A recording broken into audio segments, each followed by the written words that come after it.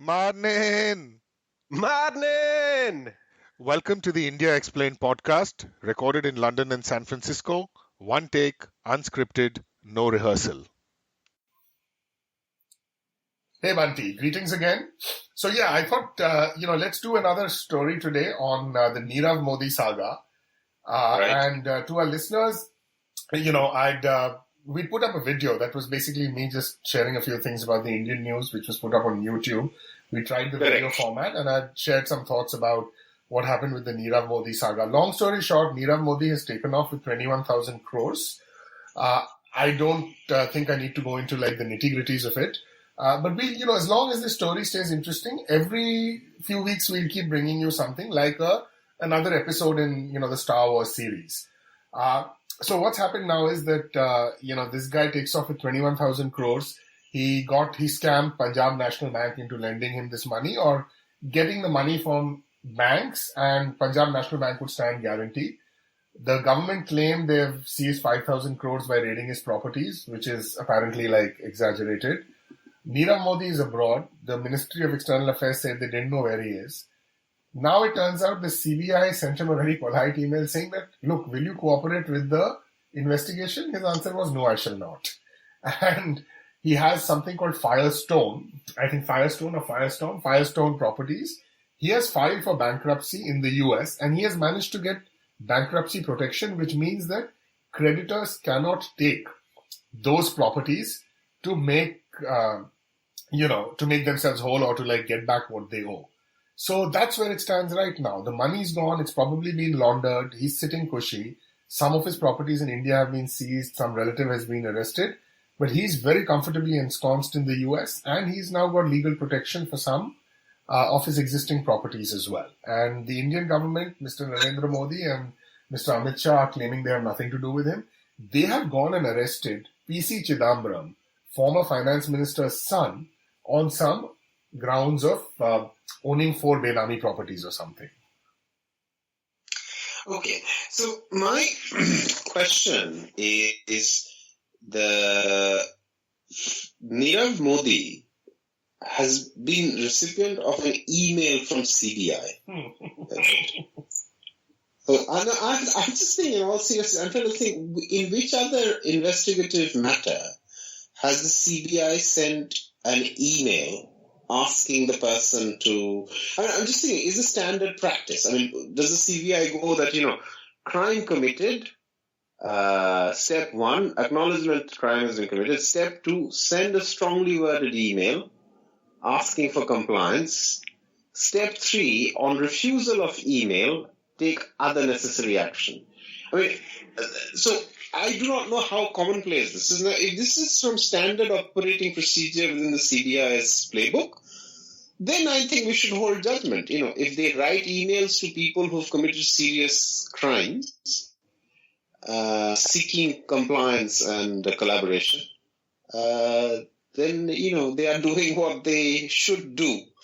But my question then would be, if that is in your playbook, have you ever been successful in that email? So when you write to a criminal, like say Dawood Ibrahim, sir, please come. Has he written back that I'm coming? So why have something that hasn't worked, right, historically? And if it... Sorry, go ahead. Yeah, go on. No, I think, so in the CBI playbook, where is this trick that, you write strongly worded emails? And I don't know whether the language was strongly worded. It could have been just like a cursory bureaucratic email. And so that is perplexing. The second thing, I think, is something that we can make benefit out of, Rohit. Because I think what Mr. Nirav Modi has done is he has set in motion a business model which is, if executed flawlessly, can lead to great wealth in very short period of time. Let me explain. Because, and it doesn't have to be anywhere in the region of 21,000 crores, right? Let's look at a measly amount, say 500 crores or even 50 crores. Somebody sitting in, say, a small town like Rourkela, right? Or let's take another, say Bhopal, right? They approach their local bank for a 25 crore or a 50 crore loan guarantee. They're not asking for the money. They're just saying, I'm going to ask other people for the money, but can you guarantee that? Right? They get that documentation in place. Then they arrange that money from another person on the back of one person saying that they'll make their money good, or a bank. Then they disappear, file for bankruptcy, and protect the assets that they've had. So I'm not able to string it together as a kind of very neat business plan, but I think there is a semblance there that if you're getting money through dubious means, but also invoking court protection against reclaiming those monies, there is a business model there. Well, that business model, I would say, is called capitalism, right? So this is the, yeah, I mean, this is the other sort of part of it. To me, it's very interesting that,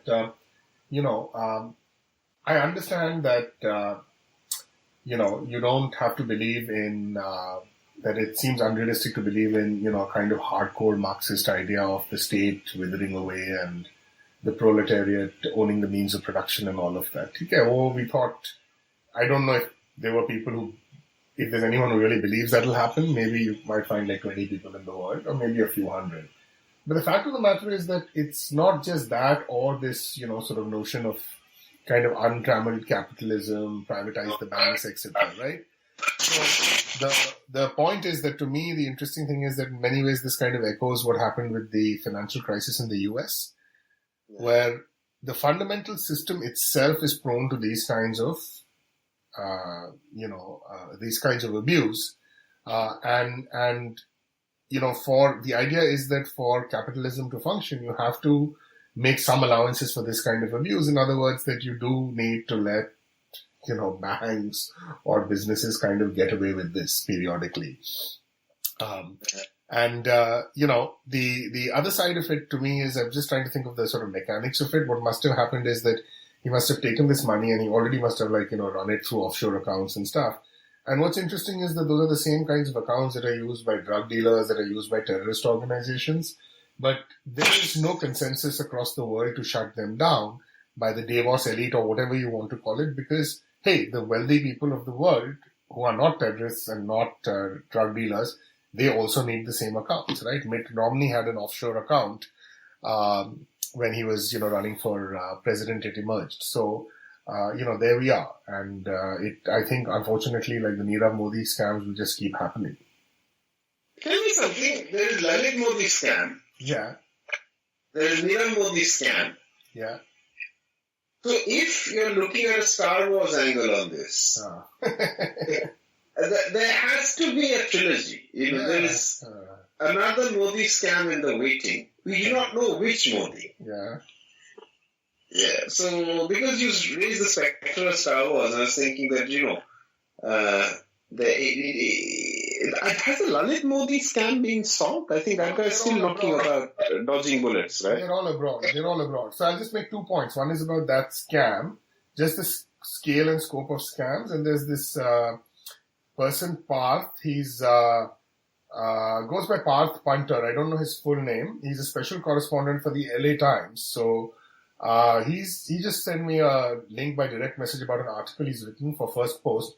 Complaints of financial scams with economic offences wing, Mumbai, involves 19,668 crores in last 3 years.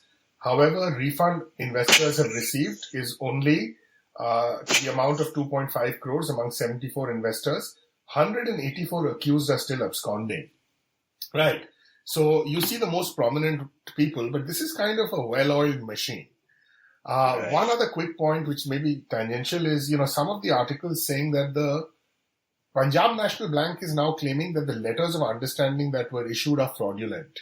Now, to me, that's very interesting. That is it that the letters themselves were fraudulent, or is it that the letters were legitimate? Because certainly the bank that Punjab National Bank had to pay money to, like let's say Nirav Modi borrowed it from whatever, Hong Kong Shanghai Bank, and Punjab National Bank said we'll reimburse the money. That bank treated the letter as legitimate. It was on Punjab National Bank stationery. It was signed by a Punjab National Bank official, And although some middle-level officials are in jail, someone high up must have had to known about it. So the whole thing was a fraud. But is Punjab National Bank claiming that they have been victimized also? So, this sort of passing the buck, again, seems to be a kind of very, standard obfuscatory tactic in all of this. Correct. And what the most interesting statistic that you threw out there, Rohit, was the kind of volumes of complaints. This 19,000 figure that you quoted. 19,000, the amounts, complaints, the total amount involves almost 20,000 crores in just 3 years. 20,000 crores and recovery 2.5 crores, right? 2.5 crores, yeah. And 184 people absconding? 184 absconding, that's it. So you've got, what is it, something like, 0.15% or something. So it's very interesting. So, and maybe we need to come back, as you say, we need to kind of drip feed this so that we keep it in our conscience that this is going on. This is the guy who's kind of bubbled to the top, but there are probably another 184 people with not this large an amount, but large life-changing amounts from small savers, small businessmen, etc., who have basically absconded. And whether it's because of the inefficiency of the public banking system in India or the levels of scrutiny that are put upon it, all of those things will probably come out in the wash, or we hope so. Let's see what happens. Yeah, and maybe we'll do another episode. I mean, I hope one of these guys, Malia, Lalit Modi, Nirav Modi, some guy gets caught. I doubt it very much. But yeah, we'll keep watching and we'll bring you another episode in this ongoing, saga. Okay. Chalo. Take care. Bye. Bye-bye. Thank you so much for listening to us. Rohit and Bunty would like to sign off. Please stay tuned. Follow us on India Explained on Twitter. Keep listening. Thank you for all your support.